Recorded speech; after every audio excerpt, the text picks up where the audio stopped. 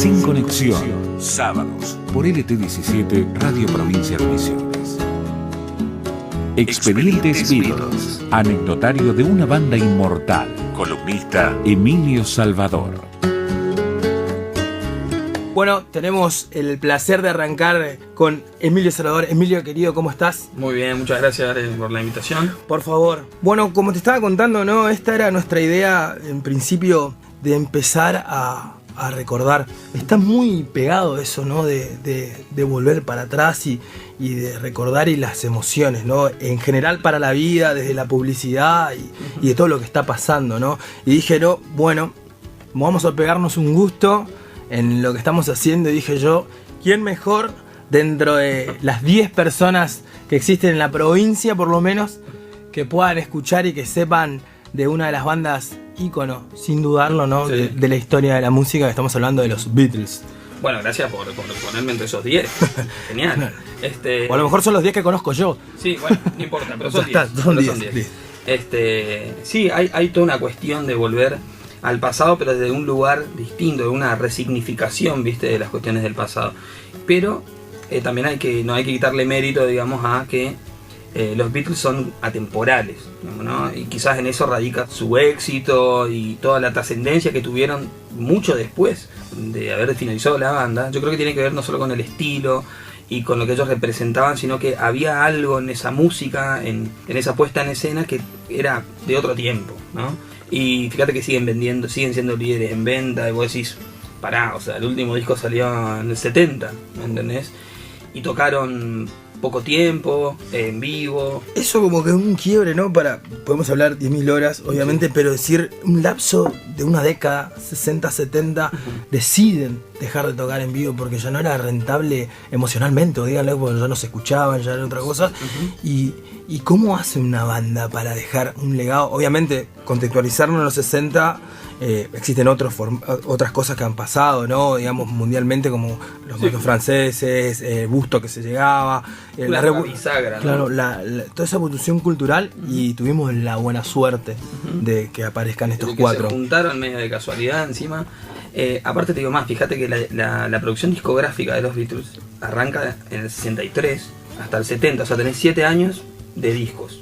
Y tocaron en vivo hasta el 66 nomás. Es decir, que de ahí en adelante todos los discos por ahí representativos, como el Sgt. Pepper, Let It Be, Abbey Road, todos son discos de estudio, digamos, que nunca los tocaron en vivo. Entonces, la decisión de dejar de tocar en vivo, fue justamente la histeria que generó la banda, también conocida como Beatlemanía, digamos, en donde los tipos literalmente hacían mímica en vivo, porque ya no tenían ni siquiera el retorno necesario para escucharse entre ellos.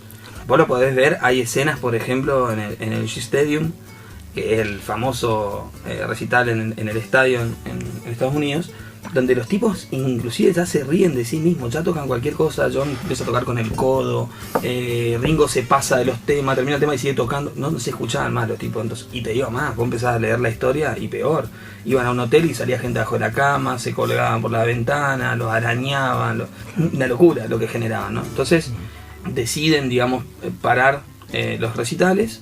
Y aparte tuvieron una experiencia en su última gira en Filipinas que fue muy áspera, a nivel de Estado, con el Estado de Filipinas inclusive. Los dejaron sin seguridad, los dieron un camarín horrible, bueno, un montón de cosas. Eran tipos que tenían personalidad también, entonces se complicaron, no eran muy dóciles, que digamos. Claro.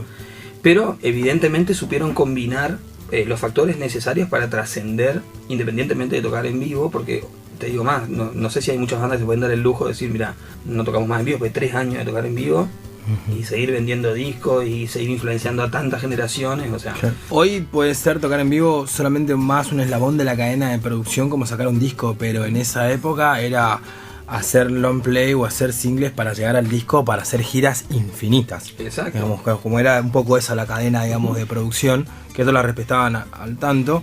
Y era muy interesante lo que vos decís, porque uno mira cualquier documental de los Beatles, por ejemplo, y siempre tuvieron problemas con el avión, siempre tuvieron problemas con la seguridad, siempre tuvieron problemas a donde se iban a hospedar, y eran los Beatles, muchachos. Claro. ¿Qué pasaba qué era eso? No, era inentendible, sí, digamos. Viéndolo con lo que sería una banda si tuvieran hoy. Los Rolling Stones que tengan hoy los Rolling Stones para entrar a cualquier lugar, 13 autos, 150 efectivos, de ser una locura, ¿no? Una logística sí, impresionante. Claro. Y son, bueno, ellos siguieron tocando, ¿no? Pero bueno, son tan contemporáneos de los Beatles. De hecho, el primer tema que entró en una lista en el número 12 de los Rolling Stones es un tema compuesto por los Beatles, para ellos. En realidad lo venían componiendo y justo en un momento compartieron un agente de prensa y bueno, dijeron, che, mira, tenemos esta canción, la Beatles la cancherearon un poco. Claro. Tenemos este temita. Me sobra esta. La veníamos haciendo en el auto. Qué capo. Y fueron al ensayo, Paul y John. Estaban, viste, Jagger, estaba Brian Johnson todavía ahí.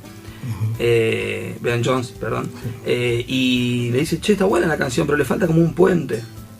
Bueno, le dice, pará, fueron al baño. Paul y John salieron, le dice, ¿necesitan algo? No, ya está el tema.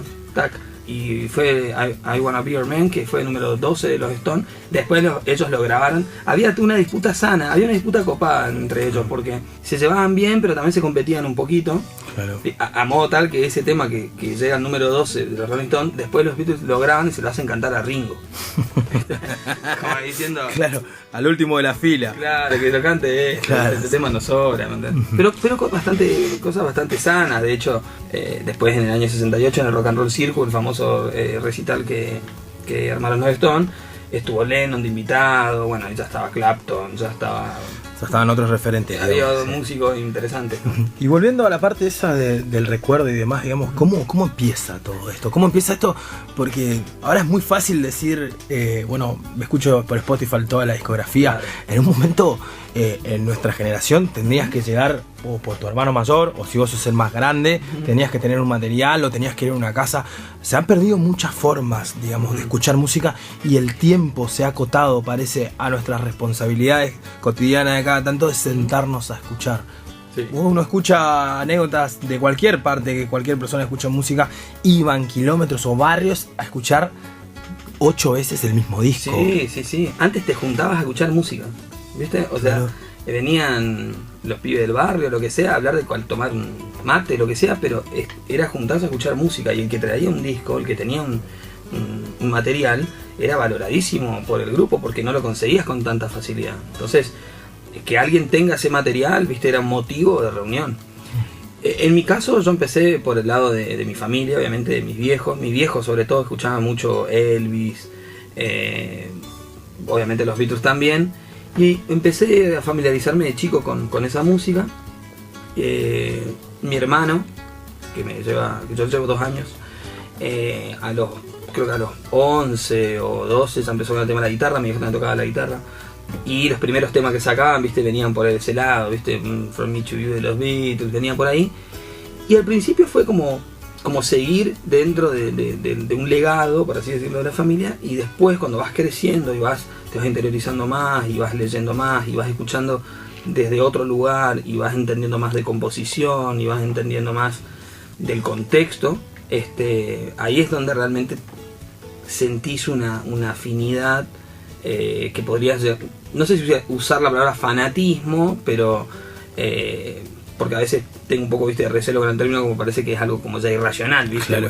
Como que vivo por los Beatles. Mi hermano, por ejemplo, es casi incapaz de criticar a un Beatle, ¿me entendés? O sea, le va en contra de su naturaleza. Claro. No, pero sabe un montón, pero le gusta tanto que siempre está ahí es muy subjetivo. Y somos un poco subjetivos en todos, pero, claro. pero empezó por ahí, después él se compró la guitarra, se compró la batería, y era siempre escuchar esos temas, sacar esos temas, y bueno, después fuimos nosotros acrecentando ese legado, ¿viste? En esa época, yo te digo que va a sonar muy viejo lo que voy a decir, pero arranqué en el vinilo, ¿viste? O sea, por supuesto. Con el combinado que había en casa, claro. ¿Viste? Que era como un mueble, porque ahora tienen la suerte de volver a reproducirlos, porque si no iban a tener suerte, claro. Que el mercado los hubiese sacado. Obvio. Aparte hay que reconocer, digamos, que prácticamente se grababa en 4 canales, muchachos. Sí. ¿Qué esas discografías en estéreo? Los Beatles nunca las sacaron en estéreo, muchachos, siempre fue el mono, directamente. Y como para esa parte, ¿no? Obviamente nunca voy a preguntarte ni te voy a decir cuál es tu canción favorita, porque va a ser imposible, sí, me vas a contar todo eso, pero las canciones marcan etapas, ¿no? O lugares.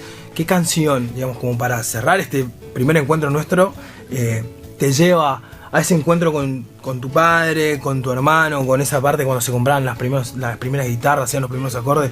¿Cuál es la que ilustra? Vamos a decir, está bueno ilustrar, ¿no? Ilustrar con canciones. Sí, es más fácil que que ponerte la presión.